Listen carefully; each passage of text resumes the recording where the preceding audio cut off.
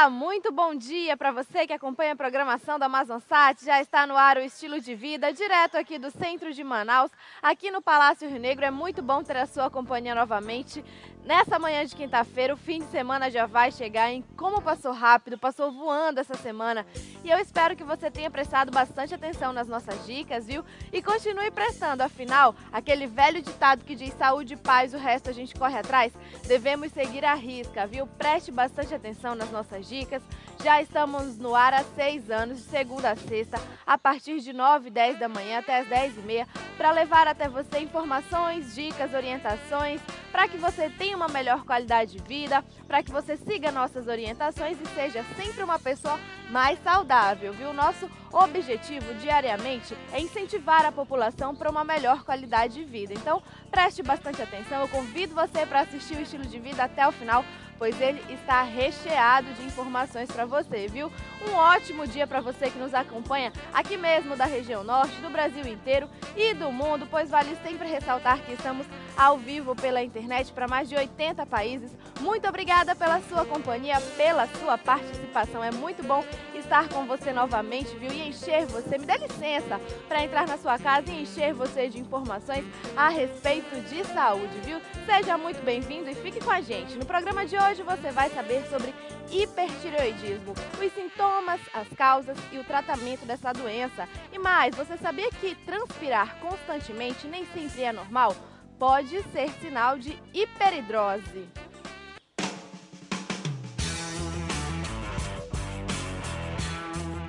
A doença do suor excessivo, ela é bastante desconfortável, mas tem cura.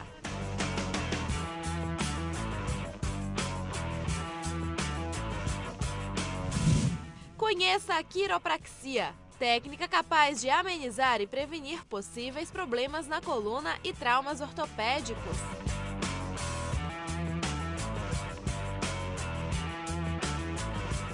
O corpo libera algumas substâncias no momento que acontece aquele estalo que dão essa sensação de bem-estar, né? Mas em contrapartida, por outro lado, você pode estar danificando tudo e se sentindo bem ao mesmo tempo. E mais, aprenda a preparar o álcool 70 em casa. Ele é perfeito para higienizar objetos e superfícies fixas. Agora, no Estilo de Vida.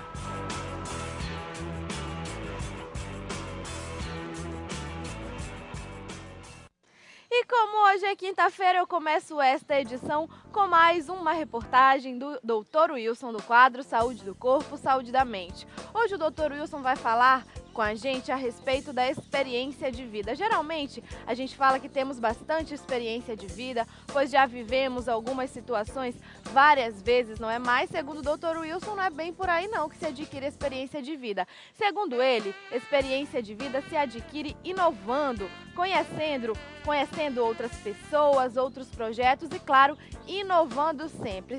Segundo ele, inovar é a palavra-chave para a experiência. Mas eu vou deixar para ele explicar melhor no quadro Saúde do Corpo, Saúde da Mente.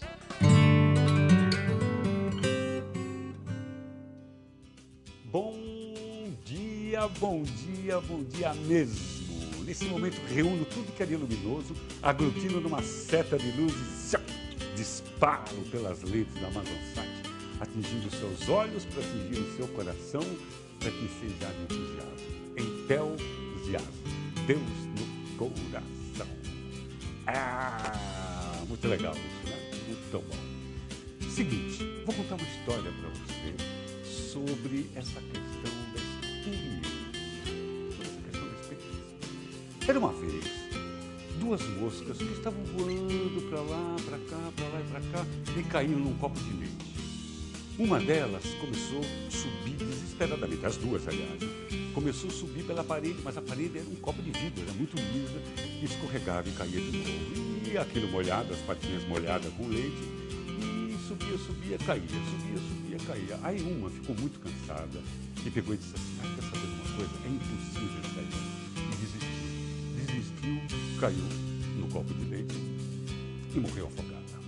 A outra mosquinha não se conformava em morrer. Ela falou, quer saber de uma coisa? Até quando eu tiver força eu vou continuar nadando. E ela começou a nadar, e foi batendo as asas, e foi batendo as patinhas. E o que aconteceu? O leite foi virando uma manteiga, foi criando aquela nata, agitando pelas asinhas dela, pelas patinhas, e aquela superfície foi ficando uma manteiga. De repente, aquela manteiga foi grudando nas suas patinhas, subiu a parede do copo. Quando chegou lá em cima, voou e foi embora. E se salvou. Olha que legal. Mas, passado um tempo, de repente, essa mosca estava voando, pimba, caiu num outro copo. E falou, nossa senhora, de novo, mas eu já sei, eu já tenho experiência. O negócio é não desistir. E continuou batendo as asas, até que ela não conseguiu mais bater as asas, ficou cansada, exausta e morreu afogada. Que história triste. Sabe por quê?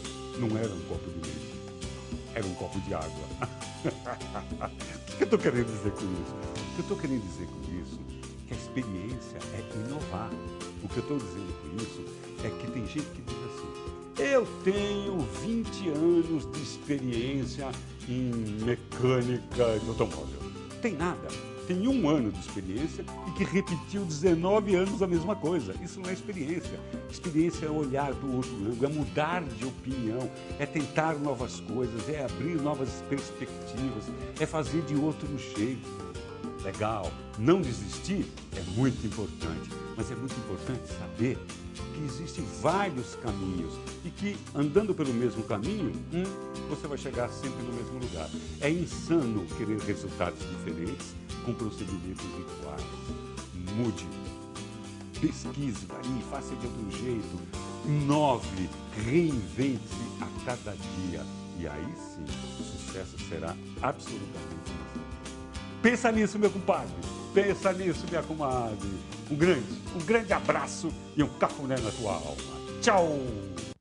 Tá aí, bastante experiência de vida, viu? Então procure inovar sempre, conhecer novas pessoas, novos projetos. Inovar é a palavra-chave quando se fala de experiência, viu?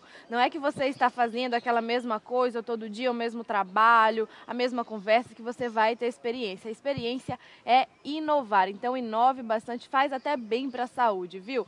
Bom, agora vamos falar sobre hipertireoidismo, doença que se caracteriza pela produção excessiva de hormônio. Você sabe quais são os sintomas, as causas e o tratamento? Vai saber agora no ABC da Saúde.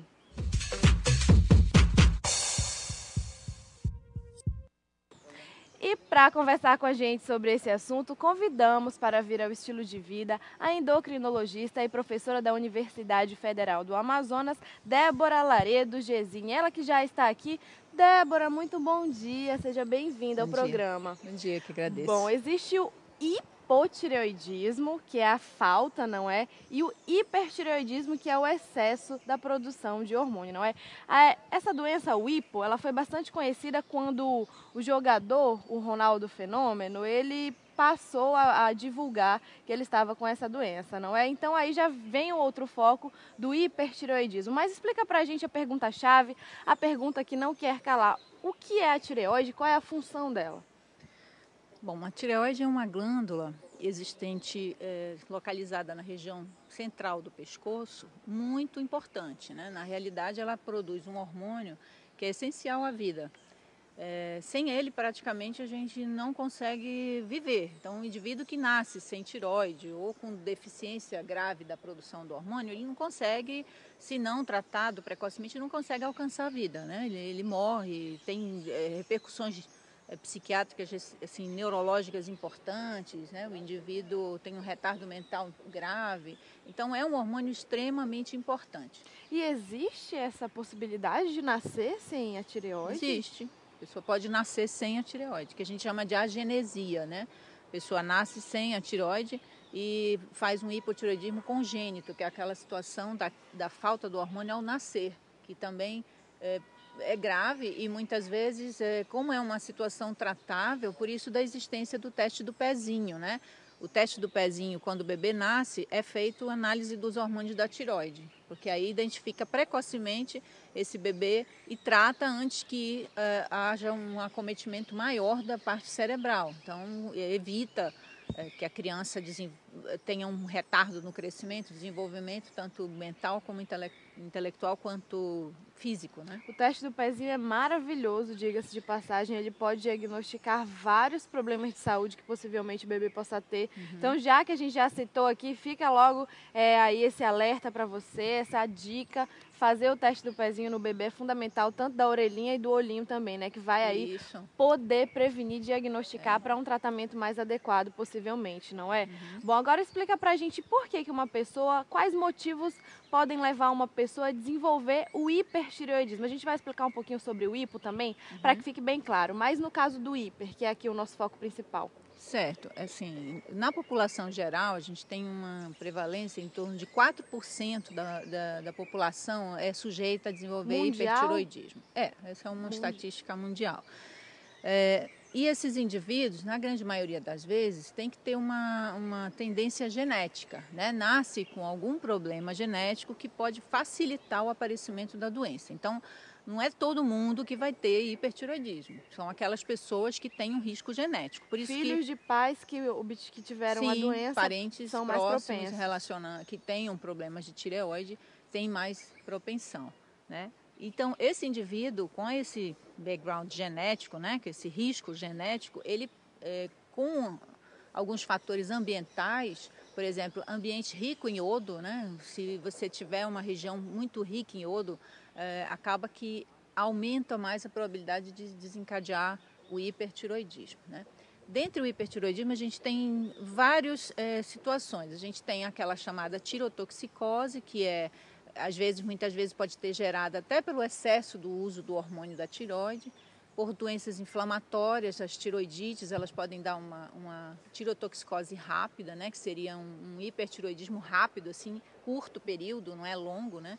E a maioria é causada por, a gente chama de doença de Graves, que é um hipertireoidismo que tem esse cunho genético, né, de risco, onde o indivíduo apresenta um bócio, que é o aumento da glândula, a tireoide fica grande, os olhos podem saltar, né, e causar hipertireoidismo, que seriam os sinais e sintomas relacionados a esse excesso de hormônio, né? E muitas vezes isso precisa ser diagnosticado o mais cedo possível para que o tratamento tenha uma melhor efetividade. Quem é mais afetado? Tem como falar ou não diferencia homens ou mulheres? Com certeza as mulheres, 5 vezes mais do que os homens. Por quê? Porque existe algum fator hormonal, existe alguns estudos ainda, não se exige uma comprovação maior, mas provavelmente receptores de estrógeno, que são os hormônios das mulheres, facilitariam mais o aparecimento da doença. Os atuais estudos, então, indicam que as mulheres têm 5 vezes mais chances de desenvolver. Agora, como é uma doença que já tem um fator genético, que ela vem por um fator genético, basicamente, tem uma idade, é aquele tipo de doença que ela fica lá escondida, incubada, e em um determinado momento da vida ela vai surgir. É assim que funciona? Exatamente. Se você tem isso aí, assim, o pico maior de surgimento vai entre os 20 e os 40 anos. Esse é o pico maior de surgimento. Mas a gente pode ter hipertireoidismo em qualquer idade. Pode ter do bebezinho ao idoso portar hipertireoidismo, né? E esse de cunho genético é como você falou, você tem aquele risco ali e o ambiente pode suscitar o aparecimento da doença a qualquer momento. Como pode não como aparecer nunca aparecer, também. Exatamente. É muito curioso. Por exemplo, isso, você tem gêmeos univitelinos que teoricamente são iguais geneticamente. Um pode apresentar o problema e o outro não, entendeu? Então, porque depende do ambiente em que aquele indivíduo está exposto, né?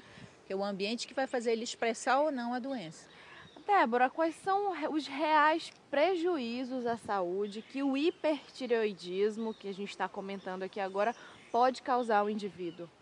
A princípio, como os hormônios da tireoide, eles causam, digamos assim, um excesso de atividade adrenérgica, a gente chama, né? Ou seja, o indivíduo vai ter taquicardia, o coração vai acelerar, né? Vai ter batimentos cardíacos acelerados. Então, o foco maior aí do risco seria a parte cardíaca, né? O indivíduo pode fazer um coração grande, que é uma insuficiência cardíaca, devido ao hipertireoidismo de longa data, não tratado, e também o gasto ósseo, né? Então, o hipertireoidismo também é responsável por aumento da osteoporose, ou seja, o indivíduo que passar muito tempo sem tratar, ele vai ter uma perda óssea progressiva. Então, dependendo da idade em que esse hipertireoidismo se estabeleça, você tem mais probabilidade de ter osteoporose. Bom, Débora, a gente sempre abre espaço aqui no Estilo de Vida para a população participar com a gente e a maioria das pessoas aproveita realmente a participação, o convite que os especialistas aceitam de vir aqui no Estilo de Vida para esclarecer suas dúvidas e já chegaram aqui 2 perguntinhas. Nós citamos aí que as mulheres têm mais chances de desenvolver o hipertireoidismo, não é? E a Sandra Ferreira, do Coroado 3 aqui de Manaus, do bairro Coroado 3, ela quer saber: hipertireoidismo é mais comum em mulheres acima dos 40 anos? Tem alguma relação com a menopausa? Não, hipertireoidismo não. Pode acontecer. E o hipo? O hipo, sim. O hipo é mais frequente depois da menopausa. Tá aí, então, Sandra, obrigada pela sua participação. Não tem essa relação com a menopausa e também mulheres acima dos 40 anos também não tem nada que relacione, não é? Hiper não, na verdade é como eu te falei, né? Qualquer idade, aquela mesma observação que a gente citou ainda há pouco. Agora o hipotireoidismo sim, por isso que hoje em dia quando a mulher faz aquele rastreio ginecológico, né? Que o ginecologista faz todos aqueles exames, ele tem incluído sempre a avaliação dos hormônios da tireoide nas mulheres, é muito comum.